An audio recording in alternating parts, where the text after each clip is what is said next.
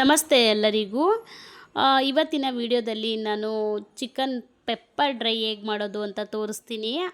ಅವತ್ತು ಹಾಕಿದ ವಿಡಿಯೋ ಅದು ನನ್ನ ರೆಸಿಪಿ. ಇದು ಬಂದು ನಮ್ಮ ಆಂಟಿ ಮನೇಲಿ ಅವತ್ತು ಮಾಡಿದ್ದು ರೆಸಿಪಿ ಇದು. ಅದು ಅವ್ರು ಯಾವ ಥರ ಶೈಲಿಯಲ್ಲಿ ಮಾಡ್ತಾರೆ ಅಂತ ನಾನು ತೋರಿಸ್ತೀನಿ ನಿಮಗೆ. ಒಂದು ಬಾಣಲಿಗೆ ಸ್ವಲ್ಪ ಚಕ್ಕೆ, ಸ್ವಲ್ಪ ಲವಂಗ ಹಾಕ್ಕೊಂಡು ನೆಕ್ಸ್ಟು ಹಸಿಮೆಣ್ಸಿನ್ಕಾಯಿ ನಮ್ಮ ಆಂಟಿ ಜಾಸ್ತಿ ಹಾಕ್ಕೊಂಡಿದ್ದಾರೆ. ಏನಿಲ್ಲ ಅಂದರೂ ಒಂದು 7ರಿಂದ 8 ಹಸಿಮೆಣ್ಸಿನ್ಕಾಯಿನೇ ಹಾಕ್ಕೊಂಡಿದ್ದಾರೆ. ದಪ್ಪದು 3 ಈರುಳ್ಳಿ ಹಾಕ್ಕೊಂಡಿದ್ದಾರೆ. ಈರುಳ್ಳಿ ಹಾಕಿದಷ್ಟು ಚೆಂದ ಅಂತ ಹೇಳ್ತಿದ್ರು. ಆಮೇಲೆ ಚೆನ್ನಾಗಿ ಅದು ಫ್ರೈ ಆಗೋ ತನಕ ಅದನ್ನು ಹುರ್ಕೋಬೇಕು. ಆಮೇಲೆ ಸ್ವಲ್ಪ ಉಪ್ಪು, ಸ್ವಲ್ಪ ಅರಿಶಿನದ ಪುಡಿ ಹಾಕ್ಕೊಂಡು ಅದನ್ನು ಚೆನ್ನಾಗಿ ಫ್ರೈ ಮಾಡ್ಕೋಬೇಕು. ನಾನು ಹೇಳಿದ್ನಲ್ಲ, ನಾನು ಎಲ್ಲ ವೀಡಿಯೋದಲ್ಲೂ ಹೇಳ್ತಾನೆ ಇರ್ತೀನಿ ನಿಮಗೆ. ಈರುಳ್ಳಿ ಹಾಕಿದಾಗ ಇಲ್ಲಾಂದರೆ ಟೊಮೆಟೊ ಹಾಕಿದಾಗ ಉಪ್ಪಿಂದಲೇ ಹಾಕ್ಕೊಳ್ಳಿ, ಬೇಗ ಬೇಯುತ್ತೆ ಈರುಳ್ಳಿ. ಇದು ಒಂದು ಟಿಪ್ಸ್, ಎಲ್ಲರಿಗೂ ಯೂಸ್ಫುಲ್ ಆಗುತ್ತೆ ಇದು ಅಂತ ಹೇಳ್ತೀನಿ. ಹಾಗೆ ಅದ್ರದ್ದು ಫ್ರೈ ಆಗ್ತಾನೆ ಇರುತ್ತೆ, ನೀಟಾಗಿ ಫ್ರೈ ಮಾಡ್ಕೊಬೇಕು. ಆಮೇಲೆ ನಾನಿಲ್ಲಿ ಚಿಕನ್ ತೋರಿಸಿದ್ನಲ್ಲ ನಿಮಗೆ, ಅದು ಬಂದು ಬೇರೆ ಸಪ್ರೇಟ್ ಬಾಣಲಿಗೆ, ಅದು ಕ್ಲಿಪ್ಪು ಮಿಸ್ ಆಗೋಗಿದೆ, ನನಗೆ ಸಿಕ್ಕಿಲ್ಲ ಅದು.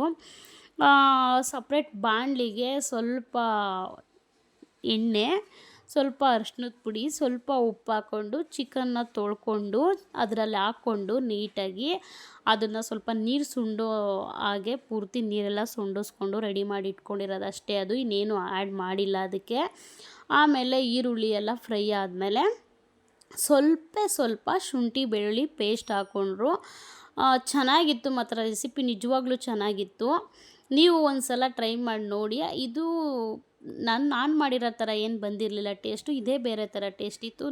ಈರುಳ್ಳಿನೂ ಫ್ರೈ ಆಗಿ ಶುಂಠಿ ಬೆಳ್ಳುಳ್ಳಿ ಪೇಸ್ಟು ಎಲ್ಲ ಹಸಿ ವಾಸನೆ ಎಲ್ಲ ಹೋದ್ಮೇಲೆ ಮಾಮೂಲಿ ನಾನು ಹೇಳಿದ್ನಲ್ಲ, ಸ್ವಲ್ಪ ಉಪ್ಪು ಅರಿಶಿನದ ಪುಡಿ ಎಲ್ಲ ಹಾಕಿ ಹುರಿದಿಟ್ಕೊಂಡಿರೋ ಚಿಕನ್ ಇರುತ್ತಲ್ವ, ಅದನ್ನು ಆ್ಯಡ್ ಮಾಡ್ಕೋಬೇಕು.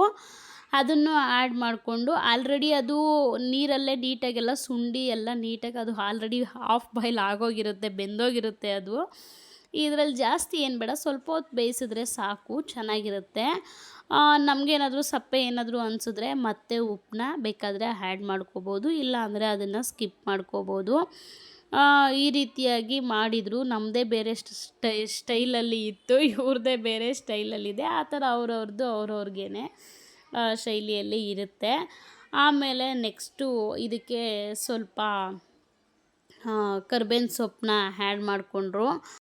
ಆಮೇಲೆ ಫ್ರೈ ಮಾಡಿಬಿಟ್ಟು ನೆಕ್ಸ್ಟು ಕರ್ಬೇವಿನ ಸೊಪ್ಪು ಹಾಕ್ದಾಗಲೇ ಒಂಥರ ಫ್ಲೇವರ್ ಚೆನ್ನಾಗಿರುತ್ತೆ.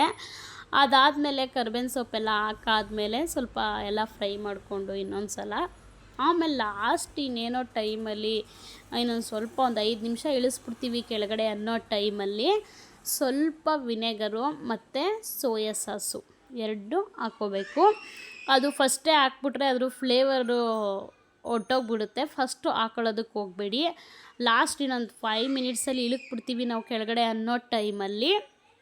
ಇವರು ಜಾಸ್ತಿನೇ ಉರಿ ಮಾಡ್ಕೊಂಡಿದ್ದಾರೆ, ಬೇಗ ಎಲ್ಲ ಬೇಯಲಿ ಅಂತ ಹೇಳ್ಬಿಟ್ಟು. ನೀರೆಲ್ಲ ಸುಂಡಬೇಕಲ್ವ, ಅದು ಅದರಿಂದ ಜಾಸ್ತಿನೇ ಮಾಡ್ಕೊಂಡಿದ್ದಾರೆ. ಮತ್ತು ಅವ್ರಿಗೆ ಸ್ವಲ್ಪ ಸೋಯಾ ಸಾಸು ಕಡಿಮೆ ಅಂತ ಅನ್ನಿಸ್ತು, ಅದಕ್ಕೆ ಮತ್ತೆ ಇನ್ನೊಂದು ಸಲ ಅವರು ಆ್ಯಡ್ ಮಾಡಿಕೊಂಡ್ರು. ಆಮೇಲೆ ಮತ್ತೆ ಎಲ್ಲ ಮಿಕ್ಸ್ ಮಾಡಿಕೊಂಡು ಆಮೇಲೆ ಸ್ವಲ್ಪ ಪೆಪ್ಪರ್, ಅದು ನಿಮಗೆ ಎಷ್ಟು ಬೇಕೋ ಅಷ್ಟು ನೋಡಿಕೊಂಡು ಪೆಪ್ಪರ್ನ ಹಾಕ್ಕೊಳ್ಳಿ. ಈ ಜಾಸ್ತಿ ಹಾಕ್ಕೊಳ್ಳೋದಕ್ಕೆ ಹೋಗಬೇಡಿ, ಏನಕ್ಕಂದರೆ ಹಸಿಮೆಣ್ಸಿನ್ಕಾಯಿನೂ ಖಾರ ಇರುತ್ತೆ, ಅದರಿಂದ ಪೆಪ್ಪರ್ನ ನೋಡಿಕೊಂಡು ಹಾಕ್ಕೊಳ್ಳಿ. ನಿಮಗೇನಾದರೂ ಮತ್ತೆ ಲಾಸ್ಟ್ ಮೂಮೆಂಟಲ್ಲಿ ಸಪ್ಪೆ ಅನಿಸಿದ್ರೆ ಇಲ್ಲ ಖಾರ ಕಡಿಮೆ ಅನಿಸಿದ್ರೆ ಮಾತ್ರ ಆ್ಯಡ್ ಮಾಡ್ಕೊಳ್ಳಿ, ಇಲ್ಲ ಅಂದರೆ ಆ್ಯಡ್ ಮಾಡ್ಕೊಳ್ಳೋಕೆ ಹೋಗಬೇಡಿ, ತಿನ್ನೋಕ್ಕಾಗಲ್ಲ, ಹೆವಿ ಖಾರ ಆಗಿಬಿಡುತ್ತೆ. ನೋಡ್ಕೊಂಡು ಹಾಕ್ಕೊಳ್ಳಿ ಅಂತ ಹೇಳ್ತೀನಿ. ಲಾಸ್ಟಲ್ಲಿ ಕೊತ್ತಂಬರಿ ಸೊಪ್ಪು ಹಾಕ್ಕೊಂಡ್ರೆ ಮುಗೀತು. ತುಂಬ ಚೆನ್ನಾಗಿರುತ್ತೆ ರೆಸಿಪಿ, ಟ್ರೈ ಮಾಡಿ ನೋಡಿ ಒಂದು ಸಲ. ಇದು ಇವತ್ತಿನ ವಿಡಿಯೋ ಆಗಿತ್ತು. ಮತ್ತೆ ನಾಳೆ ವಿಡಿಯೋದಲ್ಲಿ ಭೇಟಿ ಆಗೋಣ. Thank you for watching.